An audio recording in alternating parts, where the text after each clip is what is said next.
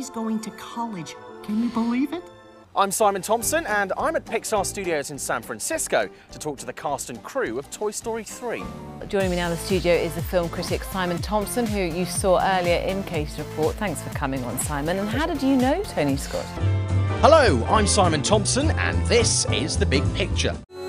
Critics think Adele and Bond are the perfect match.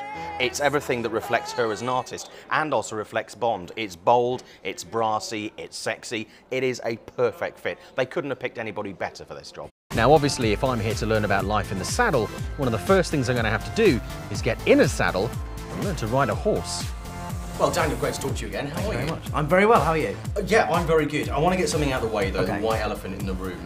The 7 Harrys wearing a bra. Yes, yes. How was that? It was fine. Apparently everybody else is saying I wear a bra normally, so it wasn't an issue for me. Did you get that answer from other people? I did. There's a lot of that about, actually. There is a lot of that going around. Well, it's been 10 years since the last Toy Story movie, and this has been 4 years in the making. But finally, Toy Story 3 is here. Now, Andy's all grown up, he's off to college, and the toys, well, they're off to daycare. What happens next, I shouldn't really tell you. But this time round, we meet a whole host of new characters, including Mr. Pricklepants, the thespian hedgehog, and Ken, Barbie's love interest, and this is his playhouse.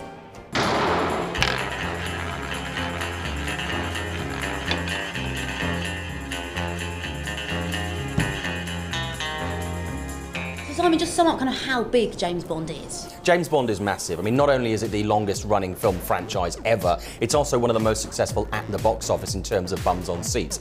Also the fact that, grandfathers watched it in cinemas, then their sons went to watch it, and now they're watching it with their sons. It's the only franchise that brings families together in that way. Now, people talk about faithfulness to the books. That's always like a really big thing. Is this really faithful? I mean, it's only half a book this time. Well, that's why we did it, was to be faithful to the book.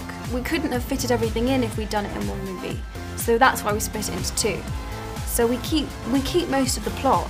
Some of the biggest names in Hollywood have been paying tribute to the actor Michael Clarke Duncan, who's died at the age of 54. We're actually lucky to have had Michael Clarke Duncan in movies because he originally wanted to play sports, and when he was at college, he left college to go and look after his mother who was ill. He spent a lot of time digging ditches and became a bouncer. So it was only through tenacity and the fact that he worked with people like Will Smith, we actually got to see Michael Clarke Duncan on the big screen. This is Inside Hollywood. Oh no, Dame Judi Dench is out of a job by the looks of it. An insider at Eon Productions, the guys behind the Bond movies, has said Ralph Fiennes plays a government agent who we never name because he's set to play the new M. In what we're calling the artist's greatest week ever so far, a blot on the landscape.